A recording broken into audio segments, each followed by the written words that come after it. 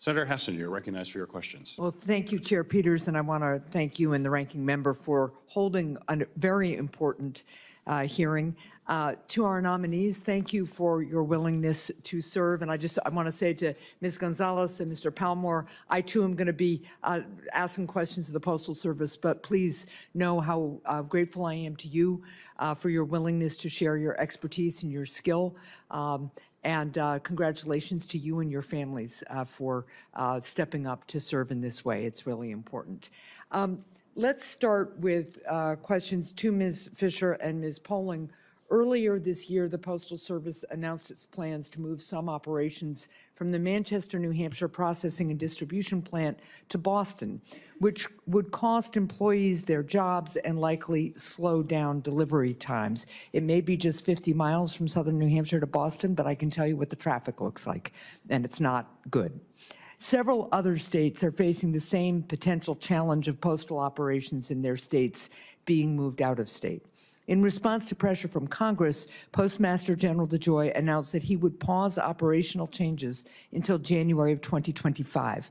I continue to have concerns about any future plans to move operations from Manchester to Boston.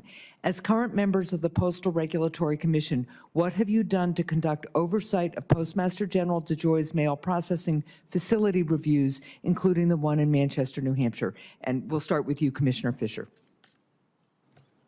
Thank you, Senator. We have not directly looked into your situation, though I'm very well aware this is a concern that's pretty broad-based across the country.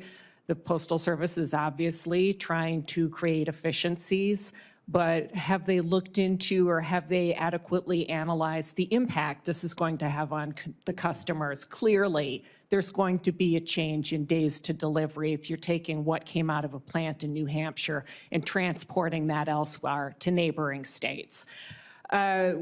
We can best look at it through the filing of an advisory opinion, and Commissioner Poling and I have cited that a couple times.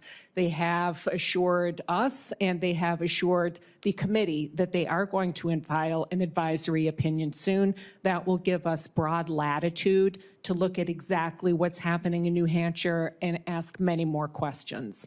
Thank you. Ms. Poling. Thank you, Senator Hassan. Yes, I think, we have been doing the most that we can, as I've gotten into a little bit today with the authorities we have. Do I think we could do more? Yes. And I think that we are doing, as I mentioned earlier, we are pushing as hard as we can to have this advisory opinion filed. That, I think, is really the place, because all of these pieces that you all are talking about fall under this Delivering for America plan. But with that being said, we're still asking questions through the docket we have. We're still asking CHIRs, which are Chairman's Information Requests, and sometimes CIRs, which are Commission Information Requests, and we'll continue to do that. I think we have got, though, to make sure that we are getting answers from the Postal Service on what is going on. I know you all of you have been very active. I've read all of your letters. Let me stop you there just because I have a couple more questions and running low on time. But I want to make this comment. You also should shine a light on how they are going about making these decisions. It was clear in our earlier hearing that they were not talking to employees who are not robots. They are actually really well-informed professionals who've been doing this a long time. Yes. And so they need to be talking to employees. They need to know how long it takes to drive from Manchester, New Hampshire, down to Boston at the height of rush hour, or right now, any time of day. They need to understand the realities on the ground, and there has been nothing convincing in their responses to us that they really have done the kind of due diligence they should do before this decision. Now let me move on to another issue. Postmaster General DeJoy is also pushing something that you just mentioned, Ms. Fisher, his local transportation optimization plan, which would reduce how frequently trucks pick up mail from a plant.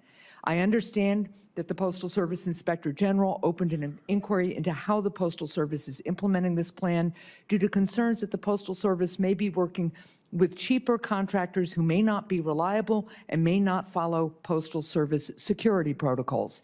My office has heard concerns, for example, about the Postal Service terminating several long-standing contracts with a reliable New Hampshire-based trucking company.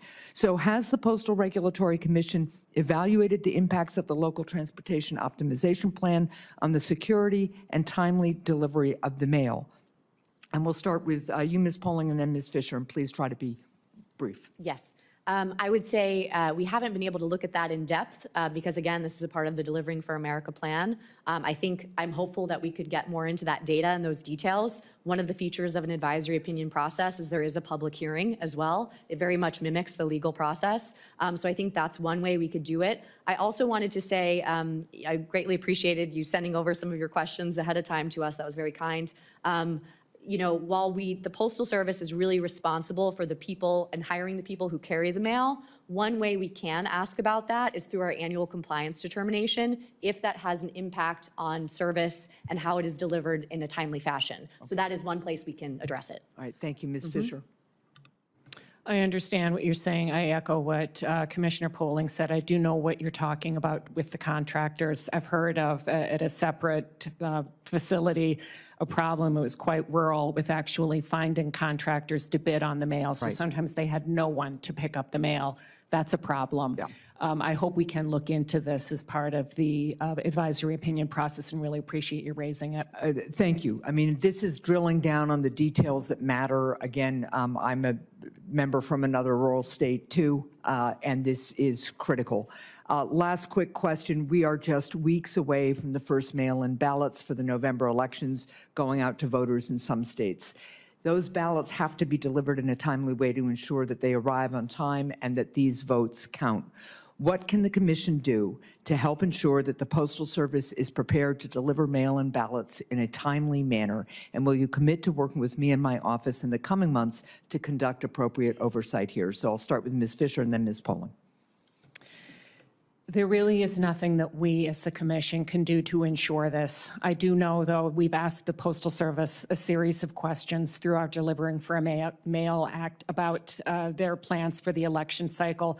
They are the same as they have been before, as expeditious as possible movement of the mail, doing all clears in the post offices and the plants at the end of each day, having employees and paying for overtime, running extra trips with the trucks. But I am very concerned about the impact of the slower delivery times with Delivering for America and how that may impede election mail delivery. Right, and with your indulgence, Mr. Chair, I'll just get Ms. Poling to comment quickly.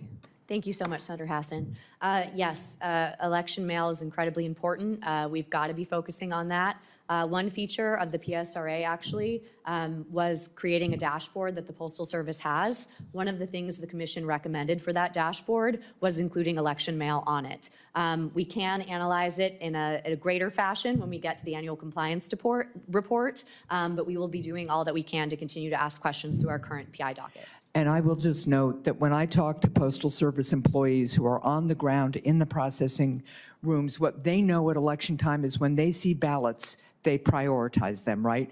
And that's why some of the Postal Service Delivery for America plan is so misguided, because by putting in rigid requirements all the time, what they're doing is saying to a group of postal employees who see a stack of ballots coming in and know that there's one more group that needs to come in before the truck should go out, the Postal Service is telling them to do is just get the truck out no matter what they know is coming, when in fact, in states like mine, we've been highly successful in getting absentee ballots in on time because Postal Service employees on the ground, citizens of New Hampshire, know what's at stake and they get their job done. So again, this is about being in touch directly with employees, and I would really hope that the Commission, not just the service, will focus on that. Thank you, Mr. Chair.